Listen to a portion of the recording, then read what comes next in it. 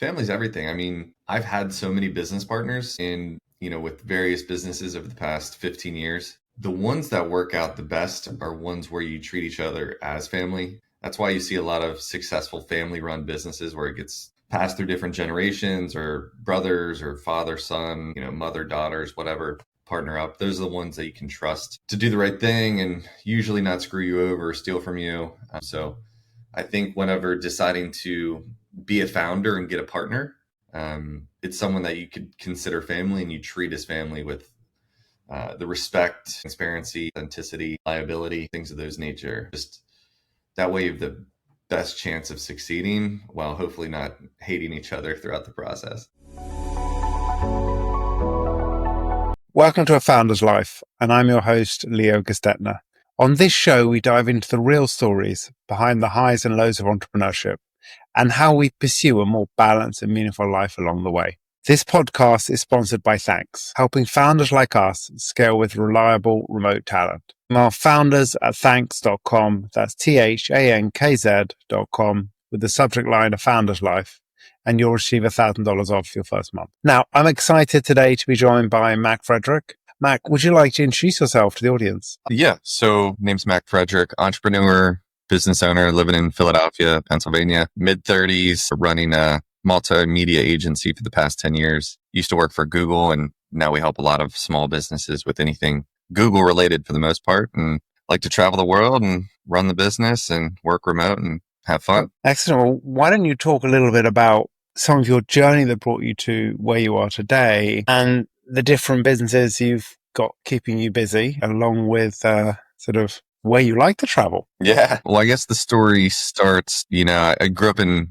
the rural parts of Pennsylvania, farmlands and all that good stuff, and played sports my whole life, played soccer, went to college to play soccer and realized, learned about this thing called entrepreneurship, which I just thought meant being a businessman, but started taking classes in entrepreneurship, got involved with different startups and new organizations, started my first business, got recruited by Google, went through that, interview hiring process, got the job with Google, and I was there for about a year and a half. Meanwhile, I started a marketing agency on the side just to help like friends and family and small business owners. Taught myself a lot about digital marketing, search engine optimization. But at Google, I was a Google Ads consultant for small businesses and realized, a gap in the market and opportunity to start my own agency. And so I did that on the side. Google found out, fired me on the spot, which was definitely a wrench in my career plan, but forced me to go all in on this marketing agency. So started Momentum Digital 10 years ago this month, August 2015. Have gone through all the ups and downs, the wins and losses of building an agency to, we're hoping to close into an 8-figure agency here in the next year or two. But I also have 2 other companies that I run in Philadelphia that I'm hoping to sell so I can focus even more on the agency. So it's been a journey, and I like to help coach and mentor younger entrepreneurs as well. So that's a little bit of the background here. Thank you. And so what does family mean to you? Family's everything. I mean, I've had so many business partners with various businesses over the past 15 years. The ones that work out the best are ones where you treat each other as family. That's why you see a lot of successful family run businesses where it gets passed through different generations or brothers or father, son, mother, daughters, whatever partner up. Those are the ones that you can trust to do the right thing and usually not screw you over or steal from you. So I think whenever deciding to be a founder and get a partner, it's someone that you could consider family and you treat as family with the respect, transparency, authenticity, liability, things of those nature. Just that way you have the best chance of succeeding while hopefully not hating each other throughout the process. That's always a good goal. Yeah. And what do you like to do for health? What do I like to do? What, for fun? Sorry, what do you like to do for health? So what does that look like for you, whether that be mental health, physical health, nutrition, sleep? What does health look like for you? I'm very active. I'm just that type of person. Played sports my whole life, and I still play sports pretty actively in various soccer leagues here in Philadelphia. I played soccer since I was 4 years old, still play pretty competitively. I go to the gym.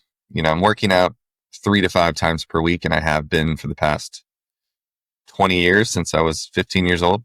So health is really big to me. I think physical health and physical fitness actually helps my mental health as well. Just being a business owner, entrepreneur, there's just so much going on and it's a lot of stress. So going to the gym, running, working out definitely helps relieve that stress and helps with your overall mental clarity. I think mental health is like something that's been a thing, for the past 10 years now. But before that, it wasn't really talked about much. But I actually just came from the gym and sauna in this co-working space, the Fiddler Club here in Philadelphia, which is really cool. It's got a pool, it's got sauna, cold plunge, free weights, Pilates, all these different things here. Nice. Yeah, I do believe in healthy body, healthy mind. I think it definitely, the two go closely together. Mm-hmm. And what do you like to do for fun? Play sports. I'm definitely very active. I'm trying to get more into pickleball. That's a big craze right now. I'm trying to play more tennis, but play a lot of sports. I go to sporting events, soccer games, Phillies, basketball, football, everything. I like to read. I like to run. I like to, hang out with friends. Big into golfing now, taking up a lot of golfing. I just like to be outside for the most part. And for travel, I'd love to travel, like mostly warm places. Don't travel anywhere cold, usually to a beach or an island. I'm going to Italy in a few days for like 2 weeks. So traveling is definitely big. And what for you does a balanced life look like? So, not working 24/7. How does that balanced life look? Well, I think as a founder and entrepreneur, the earlier stages, the beginning of your career, starting a business, I think it's normal to have less of a balance because you're figuring things out. You're spending, if you don't have, investors or capital or much money, financial resources, you're going to need to invest your time more than anything. And so like starting out as an entrepreneur, I was burning the midnight oil. I was working 18 hours a day and going to the gym at midnight, waking up 7 a.m., doing it all again. So I didn't sleep much, probably sleep at like 4 or 5 hours a night. But now I've got to get a full 8 hours to feel rested, rejuvenated. I like to wind down at the end of the night in terms of like going to the gym and then cooking dinner, relaxing, maybe watching some TV and just not being on my phone as much or just like reading, spending time outside. But it's more of a luxury as you, I guess, get older and more settled into your career as an entrepreneur, because in the beginning stages, you've got to work more than realistically you want to work. And, a lot of people that want to be an entrepreneur, but have a 9 to 5 don't understand you're going to work twice as much to make less than you probably were at your job in the beginning, at least. And you just have to go into it knowing that and being okay with that. Yeah, you definitely, I often say to people, don't become an entrepreneur if your key goal is to make money, because in the short term, maybe even the medium term, you're probably not going to, hopefully in the long term. Yeah. But, it takes a while to get there. It took me, when I started out, it was just me being like a freelance consultant marketing expert and doing Google ads and SEO. And, by the time I got fired from Google, I was already making more money outside of the 9 to 5, because people think you make a lot of money working for Google. And that's really only if you're higher up in like mid to high level management or in the tech side. So like an engineer, programmer, software developer, something in that aspect. But a majority of the jobs at Google, whether it's sales or customer support or consulting, my starting salary was like 60 grand a year. So that's $5,000 a month. And within a few months with my side hustles and starting businesses, I was able to match that. So by the time I got fired, it's not like it was a huge loss at the end of the day. It sucked losing the stock options, but other than that, some people are meant to be entrepreneurs and some aren't.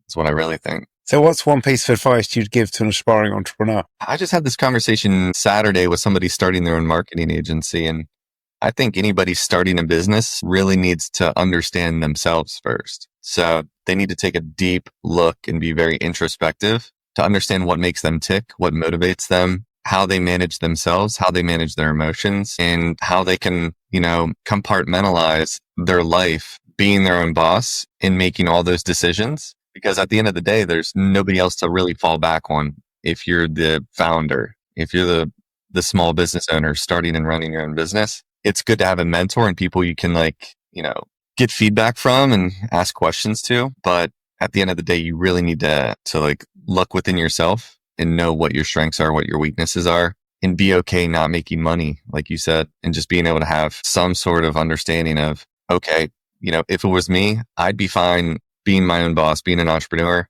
and making not much money at all and living in my parents' basement for a few years if I had to.